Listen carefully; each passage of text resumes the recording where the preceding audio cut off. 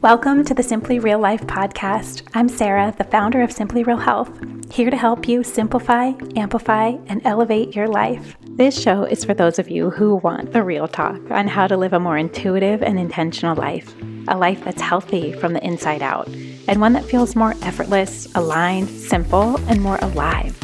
We cover it all, from health, wellness, mindset, motherhood, daily habits and rituals, to business and relationships, creativity and growth, and tiny tricks to feeling your best, and the energetics behind it all filled with personal stories, unfiltered conversations, and of course, answering all of your burning questions, all in the way of simplicity and keeping it real, so that you can create your own version of your healthiest life. Let's do it. Hi guys, welcome back to the show today. I hope you're having a great week no matter what you're doing, and thank you for being here. Thank you for following along the show, for asking these great questions. It has been truly such a joy to be able to talk like this as a community and just get into things. Like, no more surface level conversations. We just go right for the good stuff. In today's episode, I think you're going to find it's one of those, because we're going to talk about 5 different health trends that I don't agree with and that I don't love and that I wish we could just all be over. There's so much I feel that goes on in the wellness industry, and even the fact that I say wellness industry as a thing and that you guys probably know what that is and what that means is crazy to me, because when I first started doing this, there was no such thing as a wellness industry, or you were either a dietitian or a doctor, and that was the only conversation. So much to the point where I remember being in college and being like, I don't know what to do because I don't see anybody out there doing what I would actually like to do, which is helping people eat and live and work out and be healthier, but not in a hospital setting, not in like a dietetic way where it's all purely just about the science and the facts and the numbers. There was nothing out there that existed like this. So the fact that I can even say trends in the wellness industry, first of all, what a cool thing, and how far we've all come of just being interested in our health and seeing it as this resource that we can tap into that truly elevates so much else in your life when you do pay attention to how you're feeding yourself, how you're treating yourself, the thoughts in your head, the boundaries that you set, what you surround yourself with, the things that you allow in your home, the things that you don't, things you allow in your body, the things you don't. We have come so far, even in the last 10 years, let alone the last 5 years. And I think it's amazing that people care about this stuff now and are wanting to learn and wanting to grow and are curious and wanting to try and test stuff out, especially if it has the potential to make your life better or easier, or for you to feel more energized, or to sleep better, or to be more in your body, be more connected to yourself, like more connected to your life. I think all of those things are amazing. However, there is a lot of noise that comes with it, a lot of trends and different fads and things that get really, really hot and then they are out the next year. And really, for the most part, everything that I do and teach at Simply Real Health is the antithesis of that, of the trends, of the fads. I'm really trying to help as many people as possible back away from that and come to a more steady and balanced and more nourished place to be. That it's more of the long-term approach, thinking about longevity, thinking about your health, like the health of your cells, but also the health of your mind and the health of your emotions, and that it's this big all-encompassing thing. You can't just be healthy by working out and not addressing the way that you talk to yourself in your head. It's all connected. But there are so many things that these trends and fads and this quick fix mentality that we are just so steeped in. That is just our cultural norm. And I talk about that all the time, and especially on this show, of wanting to be healthy and doing so in a very grounded, long-term way is the opposite of how everything else functions around us. So you are going against the grain for a lot of it, and you have to be okay with that and embracing that and knowing that over time, things will change. Our culture will slowly start to shift. I hope, that's my vision for the future, that it will start to shift to more of this like no BS. Like, I don't want trends. I don't want fads. I don't want the things that are cool and of the moment and then they fade away.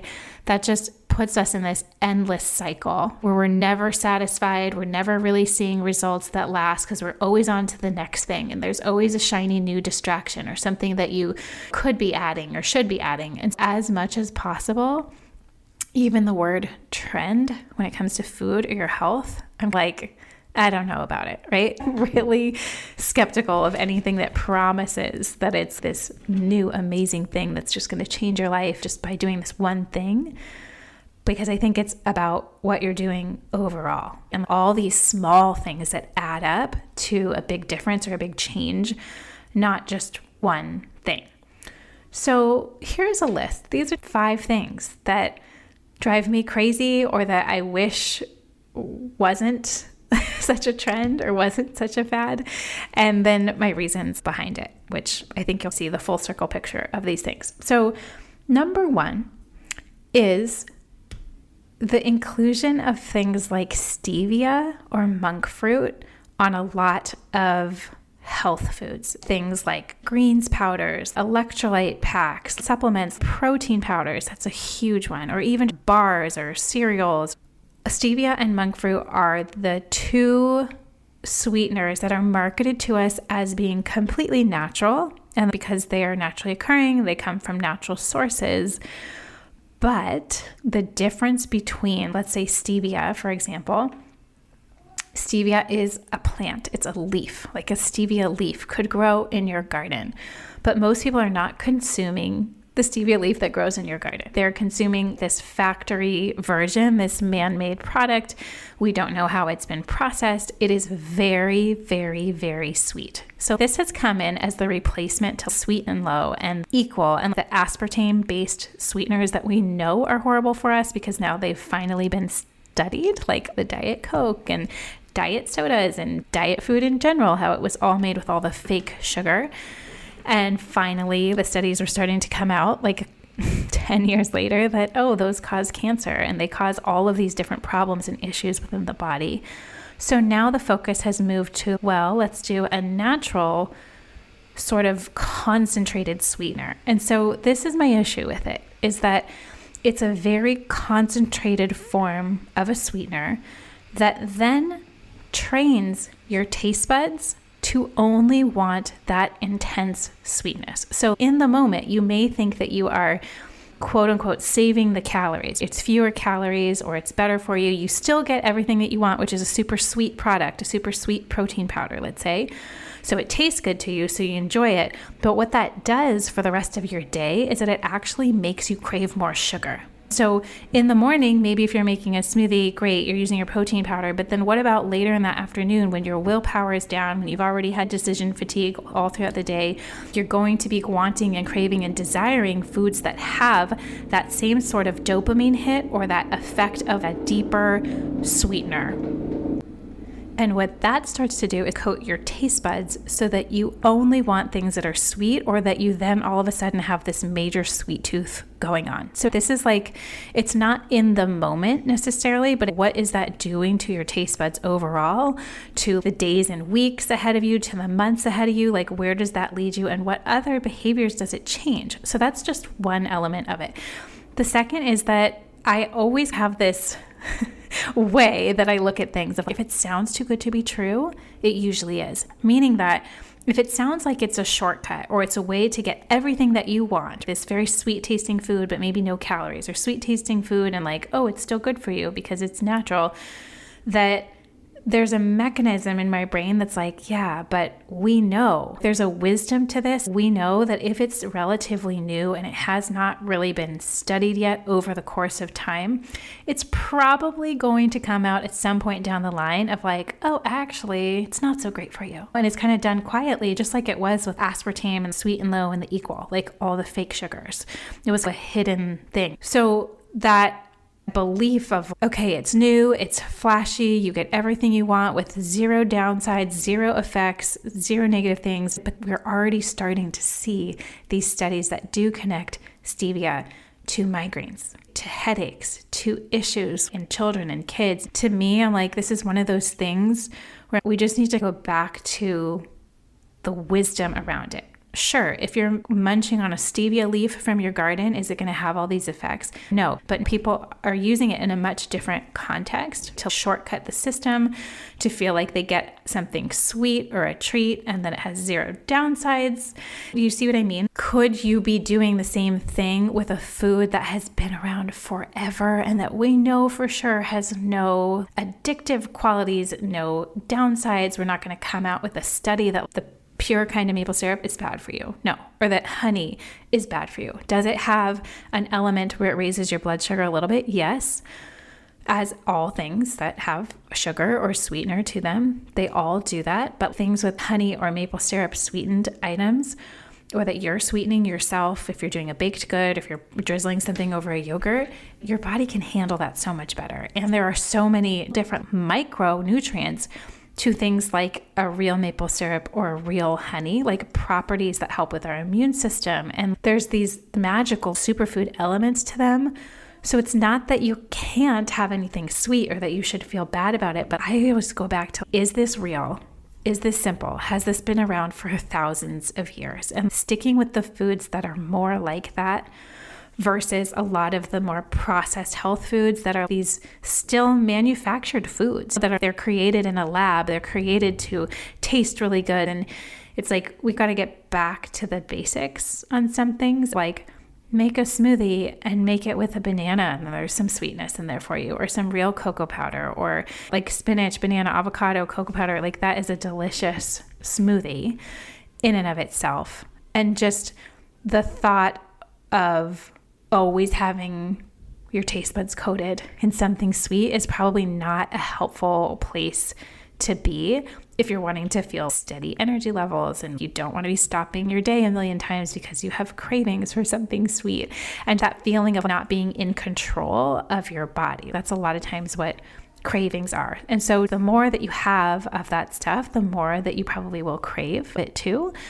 And so that's my view on it. It's something I do try to avoid. Not to mention too, the taste of it, I just don't like it. Just tastes fake to me. It's so intense and it's so overly sweet that it's not really enjoyable. But I think maybe that takes a little while to get there when we talk about taste buds and how they work and how they function.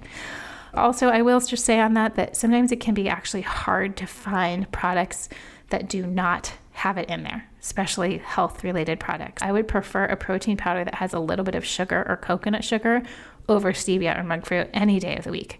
And they have those out there, but you have to look. So start taking a look at some of the things that you do have in your pantry and the supplements, and just get curious. Not that you have to throw it out immediately, but the next time you do go to buy something, it is worth starting to take a peek at. Is that actually helpful for you overall, not just in that moment? Okay.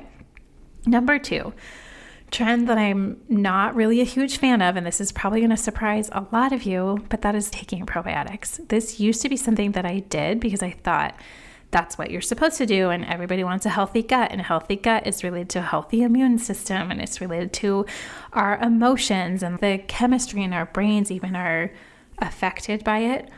But since, gosh, how many years ago was that? Maybe 7 or 8 years ago, when I had SIBO, which is small intestinal bacterial overgrowth. That is an overgrowth of intestinal bugs and gut bacteria that are in your small intestine when they should all be in your large. And looking back now, aside from the stress and aside from all the other stuff that was going on in my life at that time, I also was like kind of going crazy on the probiotic supplements. And looking at it now, I'm like, gosh, I could have done that so much better by just eating and incorporating some fermented foods sometimes, not going completely overboard. Again, this goes back to the all or nothing fixations with things. Oh, this is good for us. Okay, we're going to like pound that till infinity. Like we're going to do it and overdo it and do it daily and go crazy on it versus, oh, this is one element that can be healthy, incorporated in a normal, balanced way.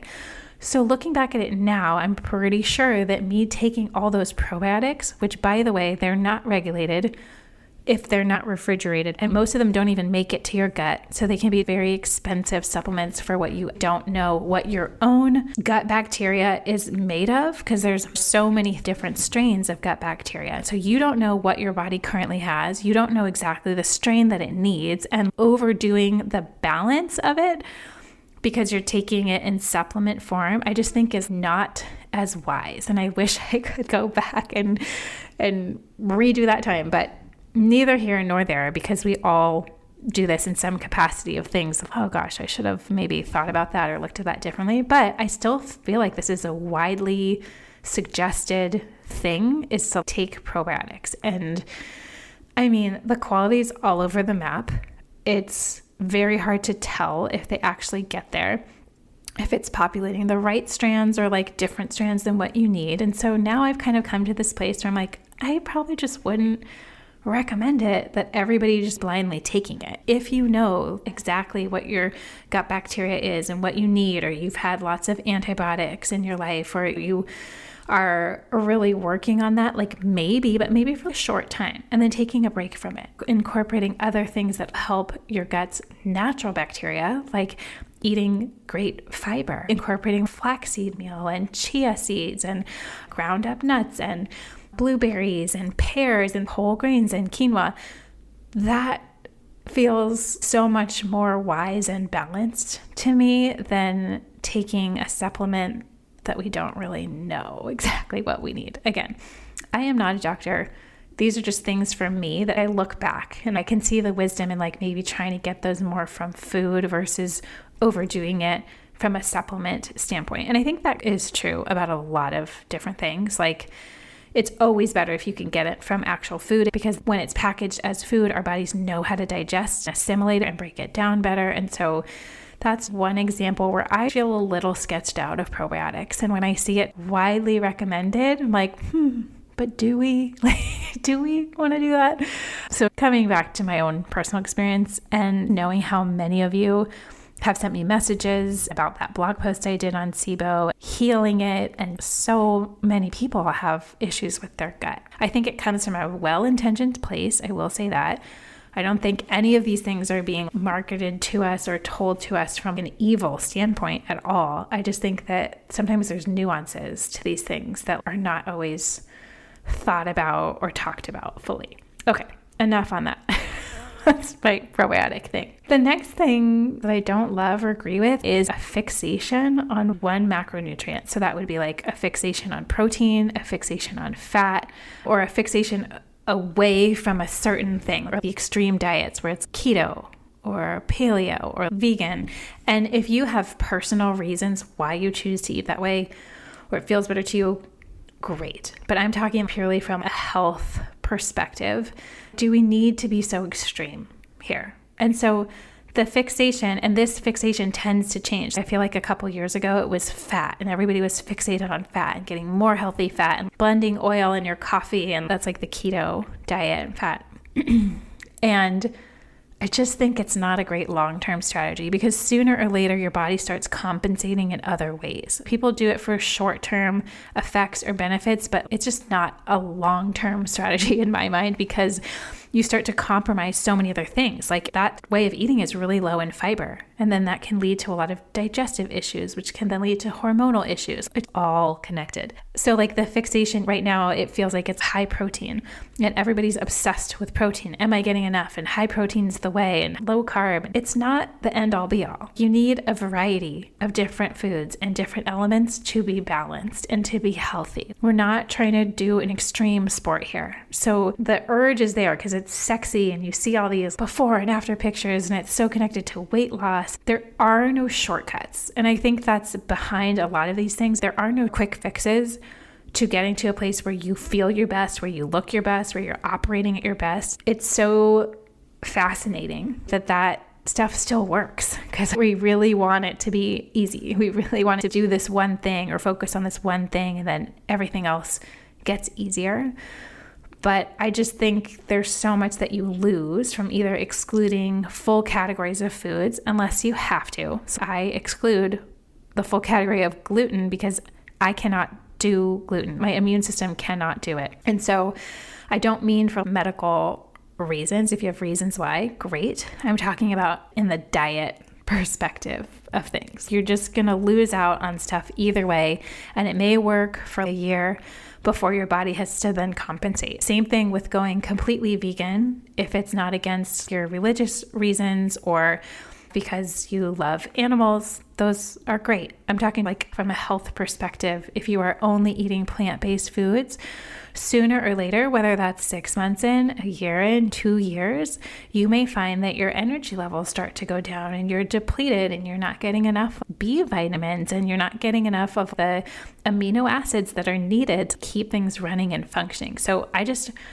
have this rejection in my mind when it's the next new thing and it has a singular focus or a singular thing it's avoiding. I just think you lose so much, and then you end up having to go through these extreme cycles and phases with food and then healing yourself from those things and then trying to come back to a more balanced approach. Let's just stay balanced and steady and even, and incorporating as many and different types of real foods as you can, knowing that there's a difference because there's just not one size fits all way to eat. There just isn't. Like even with real food, you will find that there's different categories that you tolerate better than other people. And that's wonderful. And also, by the way, the types of food that we do best with changes.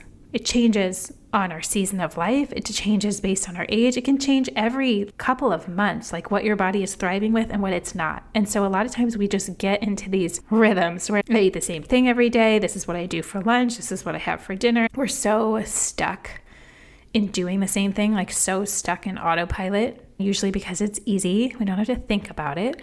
But that's not how our bodies operate best. We thrive with variety. And in Simply Real Life, in my program, I teach this about how if you can learn to tune into your own body and what it needs and what it's saying and the signals that it's giving to you all the time that we just never learn, you never have to do a diet again for the rest of your life. Because you start to pick up on like, this is feeling really good. This is feeling nourishing. I'm feeling grounded. I'm feeling very energized. I'm sleeping great. This is working for me. But just because something is working for you right then doesn't mean it's going to work for you until infinity. And likely there will be lots of changes based on your hormones or the season or whatever else is going on in your life that we need to be ready and be receptors to that. We are not robots. We can't eat and do exactly the same things every day. Otherwise, sooner or later, we get to a point where we're just so stuck that we don't notice that we're feeling off or not so great or bad. It comes back to variety and just paying attention to your body more. And I know that that's probably a frustrating thing to hear because so many of us don't know what that means and we don't know how to tune into our bodies, and we're very disconnected from the signals that it is giving us. And it can feel like, well, where do I even start with that? Do know that it is possible. And once you're able to do that, it's so freeing. It's so freeing. You don't have to rely on anybody else or any trend telling you what you should be doing or eating or the healthiest way to operate. You just know. It becomes so much more intuitive and is so much easier to just slightly tweak when you're entering a new season in your life. And we need to be able to follow along and listen. Otherwise, we end up in these places where we feel completely disconnected and not sure what our bodies need and not sure how to show up for ourselves. And it can feel really overwhelming. Just always coming back to balance, wisdom, groundedness. Has this been around forever? Is this something that is nutrient dense no matter what category it's from? Is it the most real food version way I could do this? Then great. Then start to see how you feel versus following someone else's plan. Like any wellness industry, any diet plan out there that doesn't leave room for that nuance or that flexibility of every body is a little bit different, I would just run from that. Run fast. Okay, here's another one. Number 4 is the tendency to be eating small meals throughout the day. This is a diet culture practice of it's better to eat 6 to 10 small meals a day. And it's just exhausting, number one. That's a lot of different times to be thinking about food, to stop for food throughout your day, a lot of planning. Then you end up not really ever being sure if you're hungry or full, and you're existing in that in-between space, which is so not helpful for tuning into what your body's actually saying. Being hungry and having that be a natural signal in your body where it's not fear producing for you and you're not panicked because you're hungry. This has to start with eating real food, by the way, because if you're not eating real food, that feeling of hunger is a blood sugar crash, which does not feel good. And it is panicky. And you are needing to have something right there in that moment and you're getting hangry. That's not what I'm talking about. I'm talking about if you're eating real food and you are getting hungry and you're well hydrated, it's this very gradual, calm feeling that comes on. So the concept of always snacking every 2 hours, you leave no room for your body to actually get hungry and therefore it to actually feel full. And then your signals get very thrown off. You actually have no idea what it feels like to feel hungry, what it feels like to feel fully satisfied. And I feel like that over time can lead to so much more overeating because you're just not really sure what your body's actually feeling or saying, versus having a clear signal of, okay, I'm hungry. This is what this feels like in my body. So now it's time to eat and just eat real food. One thing is that I always would rather be focused on good quality meals. And that doesn't mean you have to have breakfast, lunch, dinner. But when you do get hungry, eat like a meal. And then you can go for a longer stretch of time without worrying about food, without thinking about it. And then you get to your next meal. And snacks can be there and used. There's nothing bad with them if you do feel hungry. But I think eating out of a default time of every 2 hours just leads to further disconnection with your body and therefore a not so great relationship to your body and to food overall, because you're not able to really sense out where you are at and what your body actually needs. And when all the signals are so cloudy and convoluted, it means that you're always looking for external sources. Should I eat now? What time is it? Or what are other people doing? And not really being aware of why or if you're hungry or not. Okay, number 5 relates to this a lot, and that's the thought or concept of you have to eat breakfast every day. And all of my clients know this because it is a shock to the system when they hear me say that, but I am just such a fan of not eating because it's a mealtime or because of the clock or because what other people are doing, and more like, are you actually hungry?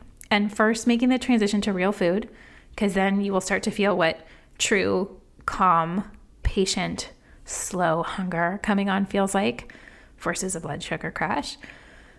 But also just the mechanism of pausing to ask yourself if you're hungry before you eat. And for a lot of people in the morning, they're not actually hungry. They're just eating out of habit or because they think that they should. And what that can do is start making you more hungry throughout the day. And so most people, what they actually need in the morning is a focus on hydration first, not coffee, but like water first, hydration first. And then if they're hungry, go ahead and eat. But starting to disconnect from the time or the clock, or because that's the way you grew up, or that's what you quote unquote should do, and actually starting to let your body lead a little bit more, you may find it surprising. And when you do this, it doesn't mean don't eat breakfast. It just means listen to when you're actually hungry before you eat. I know a lot of people that do great with breakfast and they thrive and they need it. And other people, once they actually pay attention to it, are like, oh, I guess I don't need to eat right away. Maybe it's a little bit later after they wake up, or an hour. They give yourself that time with water first or movement and then slowly move into it versus this immediate thing first thing in the morning. There are differences for every person. I'm not saying it's good or bad or right or wrong, but the concept of doing something because you feel like it's what you should do or what you've been taught to do. A lot of this, I don't know why this example popped in my head, but drinking milk, you know how that was such a big thing? And for some people, it still is, where they think and are very adamant that all kids should be drinking milk and milk is so great for you. But where did that really come from? Is milk something that feels good in your body? How is it processed? What's the quality of it? That's another example of things that we hear that we should do without stopping to question or think about or do a little bit more research on and listen to their bodies and going back to the wisdom of things. Those are just 5 examples of ways that I probably think a little bit differently. And we just need to continue coming back to, does that feel true? And what are the longer term implications of that one behavior or that one food or that one way of operating? And trying as best we can to move a little bit away from the extremes and more into a place where food is a more intuitive part of our life, where we are partners with our body instead of forcing it to do or be or act in certain ways. It's less about being prescriptive and very extreme and here's the right way and the wrong way, and more about, is this wise? Is this true? Does this feel good to me? How does that feel in my body? What's my body saying? And starting to build that trust with your own self versus relying on all these external things, sources, people, trends to tell you what to do. I hope that this was interesting and maybe got your thoughts going about some other things. If you have any other follow-up questions or things that you want to ask, please come find me at Instagram. You can find every episode on Instagram where you can leave a comment and join more into the conversation. I love you guys so much, and I hope you have a great rest of your week, and we'll see you back here next week. If you enjoyed this episode and want more like it, make sure you're subscribed to the Simply Real Life podcast wherever you listen to podcasts, and maybe share it with a friend or two. That would mean the world.